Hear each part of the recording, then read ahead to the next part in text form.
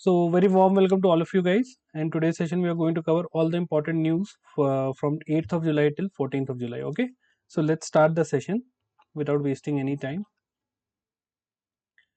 So, first news is Punjab leads in Parak Rashtriya Sarvekshan 2024. What's the Rashtriya Sarvekshan? It means national, you can say, assessment, right? So, what is the name of that assessment? Parak. So, which state ranked highest in the Parak Rashtriya Sarvekshan 2024? Showcasing excellence across class 3, 6 and 9th. Which state has performed well at the top? Correct answer is Punjab. So let's see the news in detail. So Ministry of Education has basically released a detailed analysis and review of Parak. Parak is what? Performance, assessment, review and analysis of knowledge for holistic development. Right? So this is a national level survey done by Ministry of Education. First keyword is Ministry of Education with survey, Parak survey, right? And who is the top performer? The top performing state is Punjab. The second keyword you have to remember. And who has conducted this entire survey? Survey was conducted by NCERT, that is National Council for Education, Training, Research and Training, which comes under Ministry of Education only. Got it? And there was this the coverage of this survey, it covers all the 36 states and union territories, right? And more than 21 lakh students were covered across 75,000 schools. Okay, and this survey is basically aligned with the National Education Policy 2020. So please remember, you don't have to remember this kind of data. Okay, just remember these four keywords for this entire news. Right? Like this, you have to read each and every current affairs. It seems, see, it seems very you can say that, sir, there is so much of content, but out of these content only 4 words. How it is possible we should read each and every line? That is the general approach of the students, and you're not going to believe that, but that approach is utter nonsense. You don't have to read each and every line. You are going to get MCQs, 1 word, 2 words maximum. That is all about if you remember the keywords or not. Okay, so understand this approach and start making notes like this, because this note making is also going to help you consolidate whatever you are going to learn. Okay, chalo, move on. Let's move on to next news. MIB launches Kala Setu through WaveX to generate AI based multilingual content. Right now, which ministry launched the Kala Setu, sorry, Kala, not Kala, Kala Setu AI challenge to support multilingual content generation? Right, so we have seen that is MIB. MIB means Ministry of Information and Broadcasting. B is the correct answer. Now let's see the news in detail.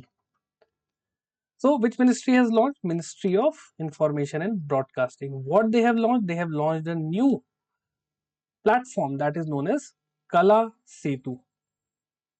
Right? What is this Kala Setu? This is a real-time language tech for Bharat. Okay, real-time language tech for Bharat. Basically, it is going to create multilingual. Multilingual means in many languages. Multilingual content. Okay, so please remember this thing: ministry, the name of the app, and the objective.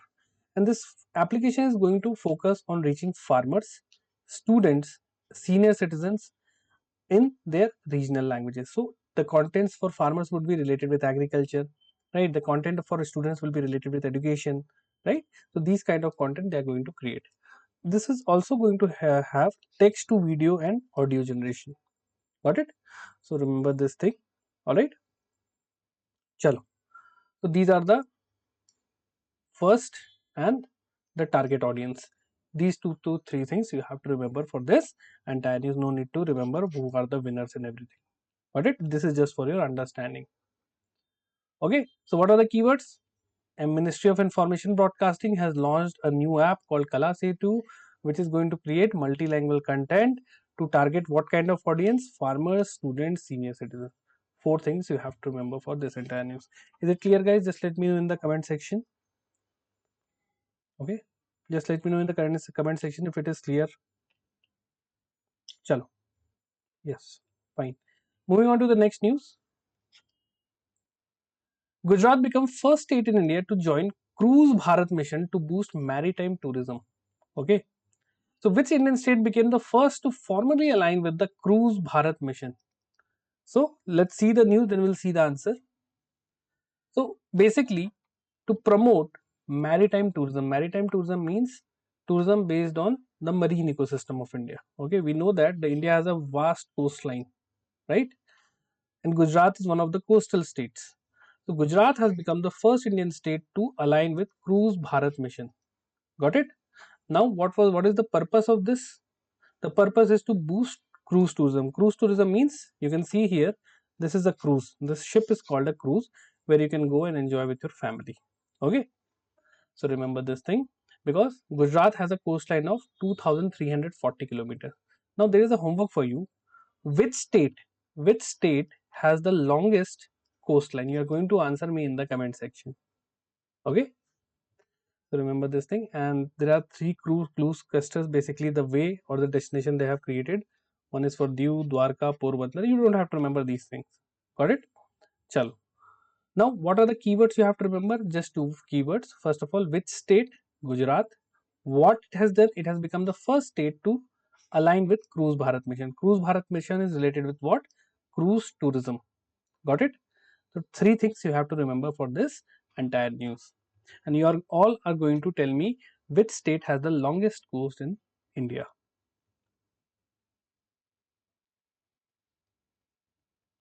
Next is Himachal Pradesh became the first state in India to launch Aadhaar based face authentication for ration distribution. Okay, they are going to verify your face, and then if the face gets verified, right, then you will get the ration distribution. Earlier they see, you can see here in Aadhaar they have, you can see this lines. Now these are what? These basically represent fingerprints. And now what has happened, that as you age, your fingerprints now it gets damaged. That's why the verification is not done accurately, and if it is not verified, many people actually they don't get the ration. So to eliminate that thing, face based authentication has been launched. And which state has done it for the first time? Himachal Pradesh. So which Indian state is the first to implement Aadhaar based facial authentication for PDS? The correct answer is Himachal Pradesh. Okay, so Himachal Pradesh, first state in India to have what? Face authentication for PDS. So like this you are going to make notes. Himachal Pradesh, first in India,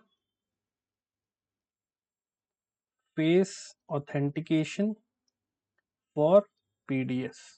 1, 2, 3, 4.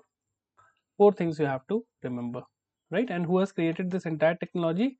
Basically government of Himachal Pradesh only. No need to remember this thing, right? And it improved the verification success rate. So processing time and success rate has improved. Chalo. Clear guys? Any doubt anyone? Just let me know if you have any kind of doubt. Hai na? One student was saying, sir, you made the current affairs look so simple that sometimes I feel like I'm not reading enough. So I told him, do one thing, read the entire PDF of Olive Board, okay, and then watch the videos. You'll find that majority of the things, the most important ones, are already covered in the videos, है ना? But my purpose here is to make current affairs easy.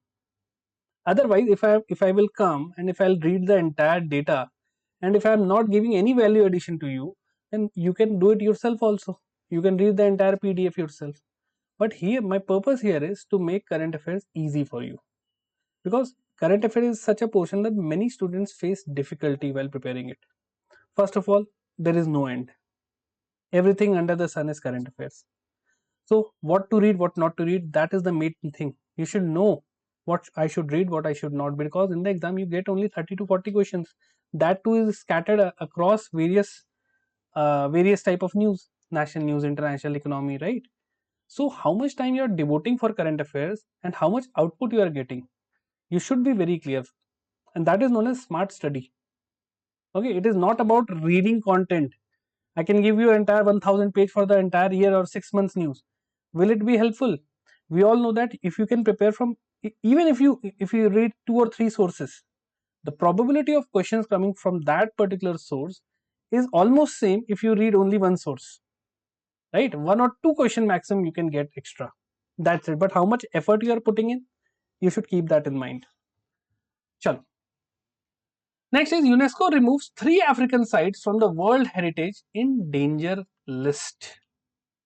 So which country's site, the rainforest of Atsinana, was removed from the UNESCO danger list? So we'll see the answer, but first let's see the news.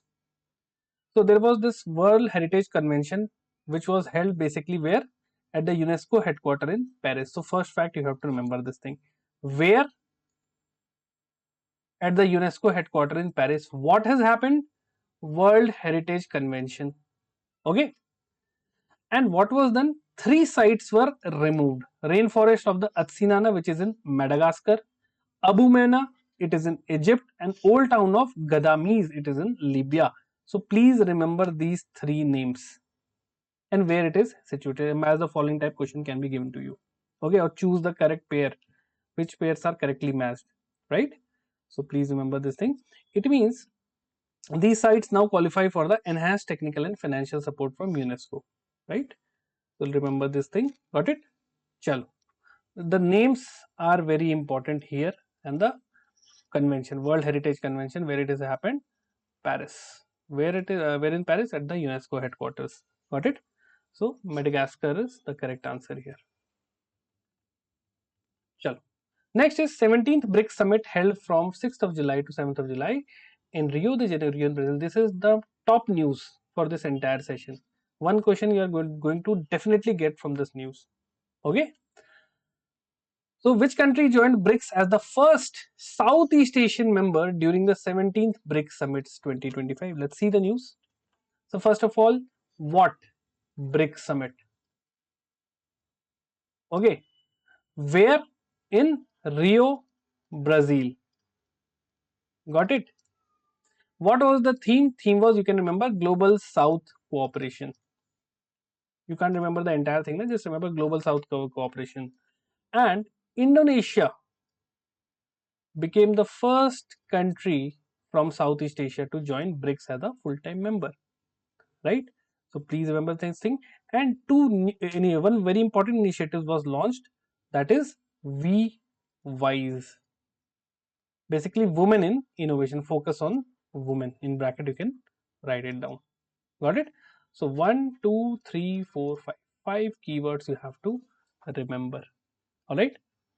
Chalo. So Indonesia was welcomed as a full member of the BRICS at 2025 summit. Got it? Chalo. Next is Colombia and Uzbekistan joins BRICS Bank NDB as new member. NDB is what? New Development Bank. It is under BRICS. See, it is in the east. Just like in the west, we have what? IMF, World Bank.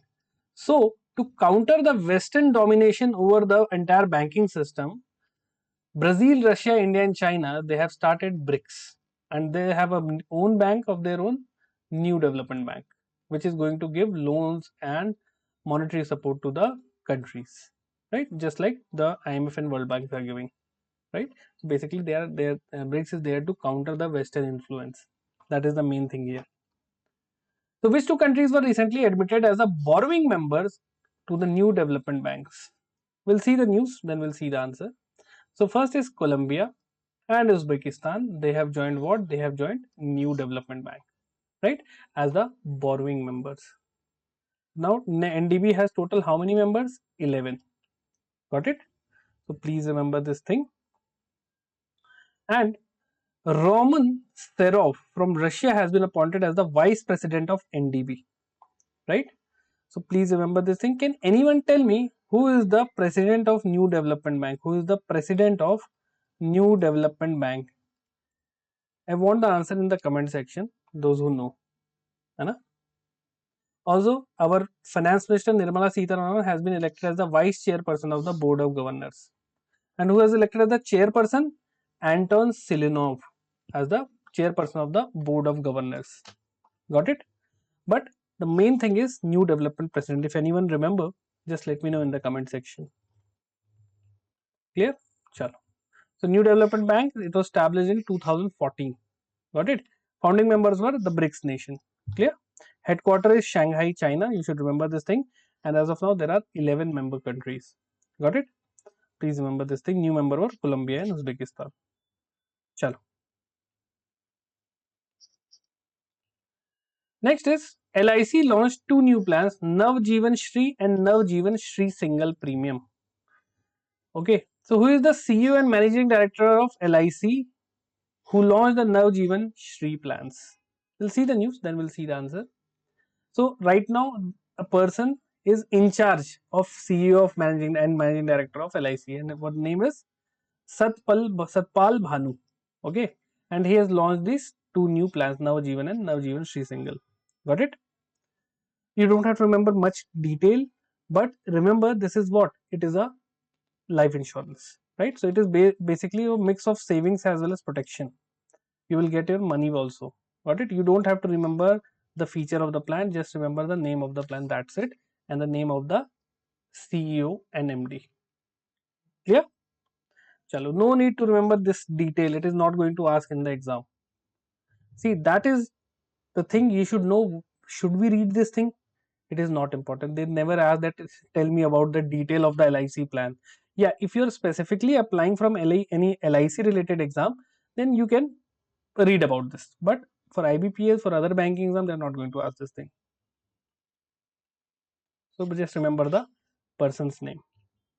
Next is RBI revises priority sector lending norms for small finance bank from April 1st, 2025. So understand what is a priority sector lending. Understand, RBI says that, for example, a bank, if it is giving 100 rupees loan, 100 rupees in the form of loan. So RBI says that out of this 100 rupees, you should give 40% or 40 rupees to the priority sector lending. This is 40% for, this is valid for, you can remember, commercial bank, foreign national banks. Okay. This limit is 75% for RRBs. Okay, and for small finance bank also. But now what they have done, they have reduced the small finance bank target from 75% to 60%. Okay, they have also done the similar thing for urban cooperative banks, right? So remember this thing. Okay, and how many sectors are there in the priority sector lending? So there are total 8 sectors. Please remember this thing, it is given in the RBI's website, and this is applicable from 1st April 2025. That is the next basically this financial year 26. All right, so remember this thing. The sub targets you don't have to remember, right? If you want you can read it, otherwise you can leave it. Clear? So now it will do what? Small finance bank, now they have to give only 60% of their A and BC to the priority sector lending. Now they are left with 40%. They can invest in more money generating areas. Got it? Just remember the target. Clear? Chalo. See this entire thing. If I want to extract the core, that is what? SFB, new PSL target 60%. This is the crux of this entire news. Okay, which is important for your MCQs. Chalo. Next is ADB launches UHC peers network to accelerate health coverage in Asia Pacific. Now see, ADB is what? Bank. They are venturing into which area? Insurance. And they might collaborate with some of the insurance company, and that would be known as what? Bank assurance. So what would the benefit for bank? The bank will get a new product, and the insurance company will get the base of the bank and the people. So who launched the UHC peers network? Please remember, to promote universal health coverage across Asia Pacific. Okay, so we know that ADB has launched. So who is the president of ADB? Let's see the news. So Masato Kanda, he is the president of Asian Development Bank. Number one fact, you have to remember this thing. Second, what they have launched? They have launched UHCPS. Second keyword, you have to remember this, right? Clear? And they have launched what? A universal health coverage for Asia and the Pacific region. Rest you don't have to remember anything. Clear? So first fact, who and what you have to remember. in this particular news. Clear? Good evening, sir. Why do you banned me on Telegram? No, no, I don't ban anyone, and I didn't. Maybe the moderator have banned you, है ना? You must be doing something. You must be sharing something, Madan, है ना? Then only see in a Telegram channel. You should. I don't know what you have done, but I'm saying in general that you should post about studies. If you have any question, you can ask. You can share your queries, ask your doubt. Maybe because see many students they start sharing content from other areas. Please don't do that. Okay, so don't do that like this. Clear? And you can re-enter है ना? No sir, I just message you, otherwise not to do. No, I don't and not a single time na I have banned anyone, because see I don't actually operate my Telegram, just put message. There is a moderator from Olive board na who actually do the managing thing, removing people, entering है ना. I don't do that. Got it? चलो. अरे re-enter ना from other profile. What is the thing here है ना?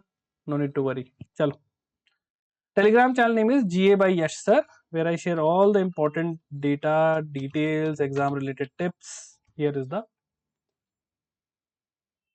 और अभी join नहीं कर पा रहा. Okay, I'll see to that है ना. What's your username in Telegram so that I can inform the moderator.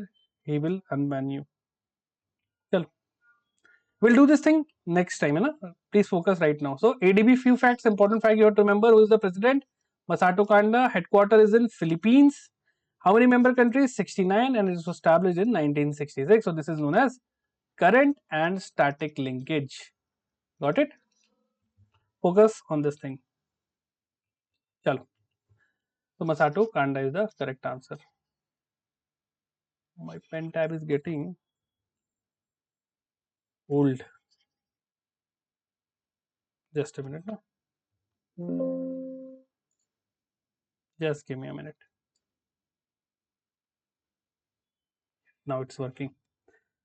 Chalo. Next is India becomes fourth largest biofuel consumer in 2024, topped by USA. So let's see which country did India surpass to become fourth largest biofuel consumer in 2024.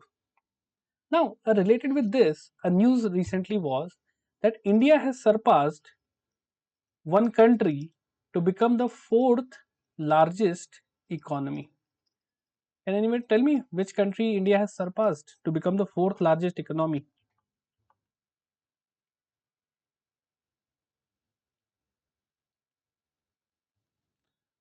Yes, very good.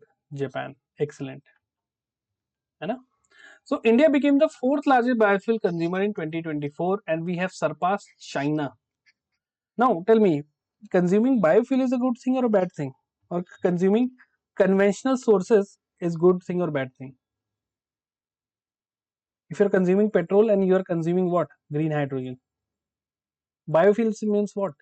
The fuel which have been generated from biological resources. Okay? So India's biofuel consumption has grew by 40% year on year, right? So first of all, you have to remember which country is at the top. USA.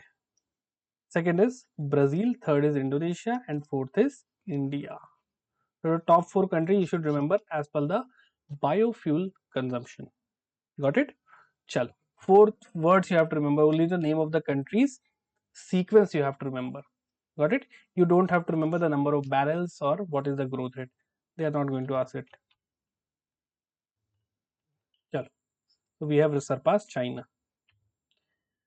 Next is Sub-Lieutenant Astha Punia becomes Indian Navy's first woman fighter pilot, received wings of gold. Okay, so she is Astha Punia.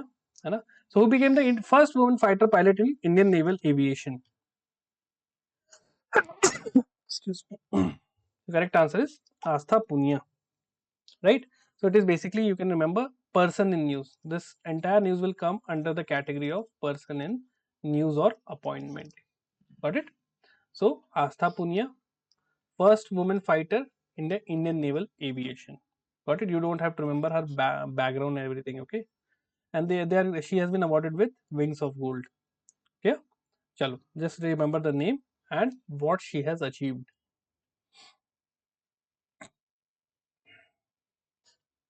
Next is Alyssa Carson, again person in news. Youngest astronaut in training aiming for NASA's first human mission to Mars. Now this is a big news. So what is the name of the 24-year-old astrobiologist known as NASA Blueberry? Please remember these keywords. Who is the top aspirant for NASA's first human mission to Mars? So correct answer is Alyssa Carson.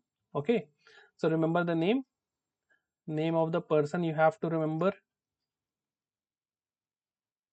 Okay. You have to remember. Second thing, what is her nickname? Nickname you have to remember. Right. Second keyword. Got it. And for what, for which achievement or for what purpose she has been selected for NASA mission to Mars. Okay, so two things you have to remember. Rest, her history, what she do. If you want to read it, read it. Otherwise, no need for your exam. Chalo, Alyssa Carson is the correct answer. Next is Anant Tech set to launch India's first private satellite broadband service. Satellite-based broadband. So which company? So which Indian company is set to launch satellite broadband service using a geostationary satellite by 2028? Just like Elon Musk, Starlink will be used to provide internet service. है ना? One Indian company is going to launch a satellite for providing broadband service, calling and everything. So correct answer is Anant Technologies Limited. It is a futuristic thing. So the probability of these kind of news now, which is going to be in future, the probability is less. So I would rate this news as a 2-star news. Just remember the name Anant Technology Limited. What they are going to do? First private company to offer satellite broadband by 2028. Okay. So you don't have to remember these things. Okay. See, unlike low Earth orbit based services like Starlink and QPR and ATL geosatellite offers wider coverage with fewer satellites. Okay. So remember these. You have to remember these names: Starlink, Kuiper. Okay. Remember these things. Got it? Chalo. Name, see again, I'm solving MCQ na. It is basically identifying the main keywords, identifying the facts you have studied. What you do in an exam? Whatever you have remembered, you try to match that word in the option. That is the thing you are doing. So you should prepare like that also, na. Focus on the keywords. Okay? Chalo. Next is Indian Navy successfully test indigenous anti-submarine rocket Eraser. We are going to erase our enemy nation. Right? So which Indian naval ship was used to conduct user trial of Eraser anti-submarine rocket in 2025? Okay, so let's see the news. So what is the name? INS Karavati. Sorry, Kavarati. Okay, Kavarati is basically the capital of Lakshadweep. Right? So INS Kavarati is the ship from which this Eraser, which is what? It is a anti-submarine rocket. So first keyword, second keyword, third keyword. You have to remember. And who has developed it? DRDO. Right? So please remember this thing. Clear? Chalo. So guys, this is it for today's weekly current affairs. We have covered almost all the important news, है ना? After this, you will get some one or two less important news. If you want to read it, you can read it. Otherwise, you can leave it also. Got it? Chalo, I'll see you in the next session, guys. Till then, have a great day and Jai Hind.